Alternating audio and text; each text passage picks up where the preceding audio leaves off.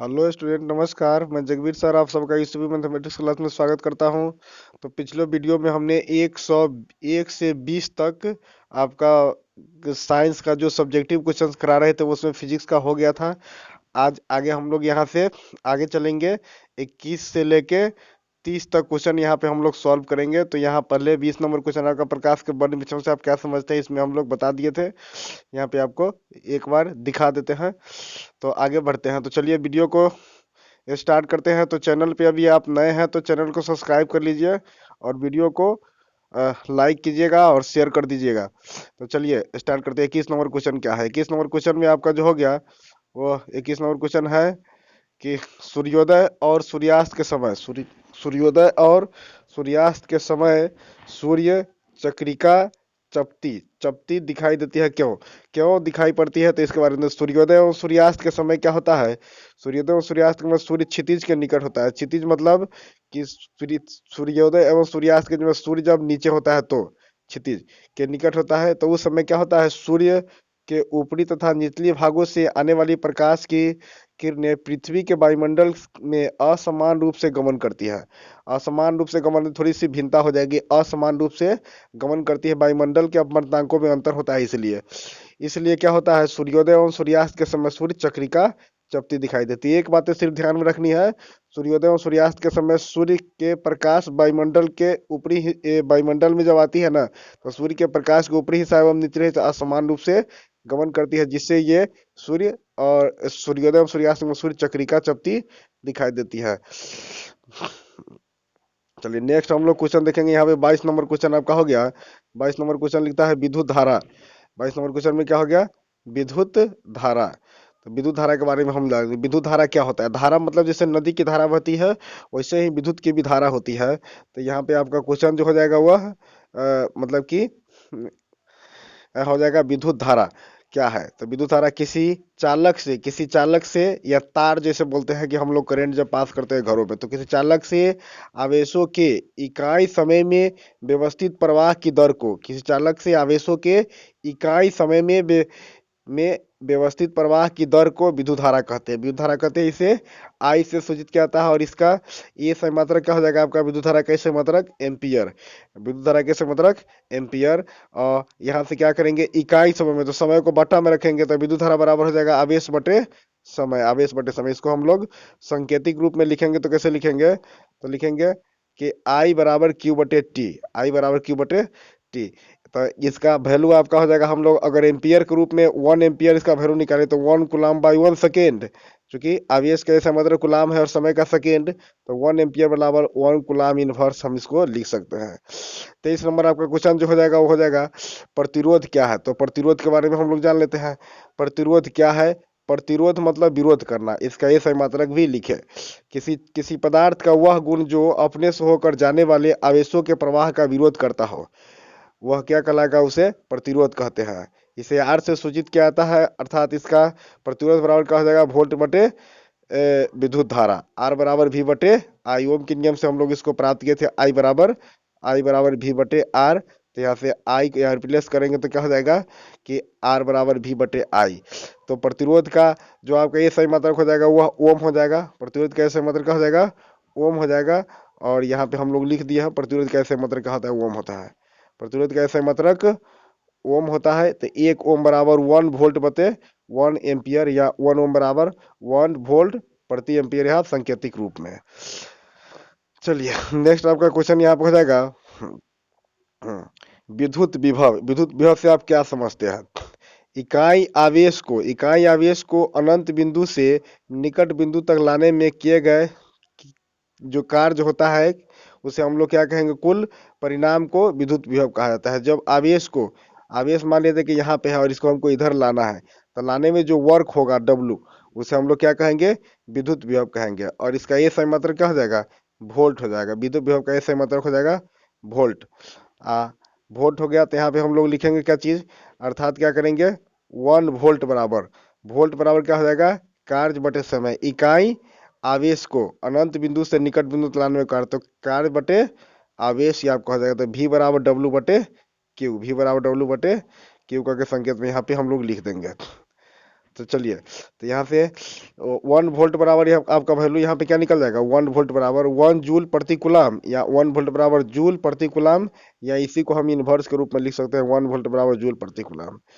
आगे आपका हो जाएगा विद्युत आवेश। विद्युत आवेश क्या है, तो विद्युत आवेश के बारे में हम लोग जानेंगे। विद्युत आवेश क्या है, इसका ये सही मात्रक लिखे, किसी चालक से विद्युत धारा का प्रवाह जितने समय तक होता है उस विद्युत धारा तथा समय के गुणनफल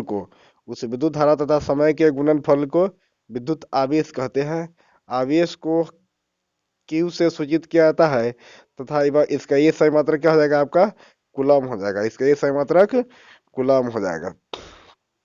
तो आपका क्या हो जाएगा, आवेश बराबर विद्युत धारा गुने समय, I बराबर Q बटे T से हम लोग इसको व्यक्त करेंगे। 1 कूलम बराबर क्या हो जाएगा, 1 कूलम बराबर विद्युत धारा का ऐसा मतलब कि एम्पियर, और समय का सेकेंड, तो एम्पियर घंटा। यहाँ पे हम लोग घंटा में यूज करेंगे, या यहाँ पे सेकेंड में लिया तो 1 कूलम बराबर 1 समय, कभी कभी घंटा में लिखता है। आवेश एम्पियर घंटा किसका मात्रक है, तो आपको कहेगा कूलम आवेश का मात्रक है। नेक्स्ट आपके हो जाएंगे क्वेश्चंस। विद्युत बल्ब में निष्क्रिय गैस क्यों भरी जाती है। विद्युत बल्ब में निष्क्रिय गैस इसलिए भरी जाती है क्योंकि निष्क्रिय गैस विद्युत बल्ब में लगे फिलामेंट को भंगुर होने से बचाती है। फिलामेंट वायुमंडल से ऑक्सीजन प्राप्त कर ऑक्सीकृत हो जाता है, जिससे वह टूट जाता है। अतः बल्ब में निष्क्रिय गैस भर कर फिलामेंट को भंगुर होने से बचाया जाता है। बल्ब के अंदर जो गैस होता है वह निष्क्रिय गैस होता है, जो फिलामेंट को भंगुर होने से बचाता है, इसलिए विद्युत बल्ब में निष्क्रिय गैस भर दिया जाता है। चलिए नेक्स्ट आपके क्वेश्चन हो जाएंगे 27 नंबर। बहुत ही मोस्ट और इम्पोर्टेंट क्वेश्चन है इस साल के लिए बोर्ड परीक्षा में। एम्पियर और वोल्ट मीटर में अंतर बताने हैं। एमीटर और वोल्ट मीटर में अंतर बताने हैं। तो एमीटर को क्या कहेंगे, यह विद्युत धारा को मापता है एमीटर, और विभवांतर क्या, यह वोल्ट मीटर क्या करेगा, विभवांतर को मापेगा। इसे हम लोग क्या करेंगे, तो श्रेणी क्रम में जोड़ते हैं। एमीटर को श्रेणी क्रम में जोड़ते हैं और वोल्ट मीटर को समानांतर क्रम में जोड़ते हैं। इसका स्केल जो होता है ए में अंकित होता है, एमीटर को ए से और वोल्ट मीटर को भी से। और एमीटर का प्रतिरोध बहुत ही कम होता है और इसका प्रतिरोध अधिक होता है। तो ये 4 मुख्य अंतर है एमीटर और वोल्ट मीटर, जो आप परीक्षा में लिख सकते हैं। फटाफट इसको याद कर लेते हैं, समझ लेते हैं, उसके बाद लिख लेंगे एग्जाम में। विद्युत फ्यूज क्या है, फ्यूज मतलब क्या है कि यह सुरक्षा के दृष्टिकोण से लगाया जाता है। विद्युत फ्यूज मिश्र धातुओं का बना होता है। इसका गलनांक बहुत ही कम होता है। इसे विद्युत परिपथ में मेन लाइन में जोड़ा जाता है। जब परिपथ से अधिक धारा का प्रवाह होता है, फ्यूज गलकर टूट जाता है, जिस कारण से परिपथ में लगे उपकरण क्षतिग्रस्त होने से बच जाते हैं। अतः विद्युत फ्यूज सुरक्षा के दृष्टिकोण से लगाया जाता है। ये विद्युत धारा के उष्मीय प्रभाव पे काम करते हैं। विद्युत फ्यूज। तो विद्युत फ्यूज हम घरों में लगाते हैं। जब धारा का मान उच्च होगा तो फ्यूज गल जाएगा, चूंकि मिश्र धातु का बना होता है, इसका गलनांक कम होता है। आगे आपका क्वेश्चन हो जाएगा 29 नंबर। 29 नंबर में है चुंबकीय क्षेत्र रेखाओं के गुण। ये 2 नंबर के क्वेश्चन अभी हम लोग करा रहे हैं। 5 नंबर का क्वेश्चन आपके एक सेट और करने के बाद आपका हो जाएगा 30 से 40 नंबर तक होने के बाद आपका 5 नंबर के फिजिक्स का क्वेश्चन 2 वीडियो में उपलब्ध कराया जाएगा। चुंबकीय क्षेत्र रेखाओं के गुण। चुंबकीय क्षेत्र रेखाओं के यहाँ पे गुण बताने हैं। तो ये आपके गुण है, चुंबकीय क्षेत्र रेखाएं उत्तरी ध्रुव से निकलकर दक्षिणी ध्रुव में प्रवेश करती हैं। या कहीं कहीं पूछ देगा कभी कभी कि चुंबकीय क्षेत्र रेखाओं की दिशा होती है, देखेंगे उत्तर से दक्षिण की ओर। ध्रुवों के निकट चुंबकीय क्षेत्र रेखाएं अधिक प्रबल होती है, और जैसे जैसे दूर जाती है चुंबकीय क्षेत्र रेखाएं क्या होती है, छिन्न होती चली जाती है। उसके बाद चुंबकीय क्षेत्र रेखाएं परस्पर प्रतिच्छेद नहीं करती है। परस्पर कैसी प्रतिच्छेद नहीं करती है। और चुंबकीय क्षेत्र रेखाएं क्या करेगी, काल्पनिक होती है। चौथा नंबर आपका मुख्य अंतर हो गया। तो ये आपके 29 नंबर क्वेश्चन थे। एक क्वेश्चन यहाँ से एक सेट में और हो जाएगा आपका 30 नंबर क्वेश्चन हम लोग देखते हैं। क्वेश्चन नंबर 30, फ्लेमिंग के बामहस्त नियम। फ्लेमिंग के बामहस्त नियम के अनुसार क्या कहता है, फ्लेमिंग के बामहस्त नियम के अनुसार हाथ के अंगूठा कि तर्जनी मध्यमा को समकोणिक एक दूसरे के लंबवत इस प्रकार फैलाया जाए कि अंगूठा जो है धारावाही चालक के ऊपर बल की दिशा को सूचित करता है। दूसरा आपका जो हो जाएगा कि तर्जनी चुंबकीय क्षेत्र की दिशा को सूचित करता है। मध्यमा धारा की दिशा को सूचित करता है कि यहाँ फिगर में आपको देख लीजिए, यहाँ पे इस प्रकार से अगर बाएं हाथ की उंगली को फैलाएंगे तो ऊपर वाला जो हो जाएगा वो ये अंगूठा आपका हो गया, ये बल के दिशा को सूचित करेगा।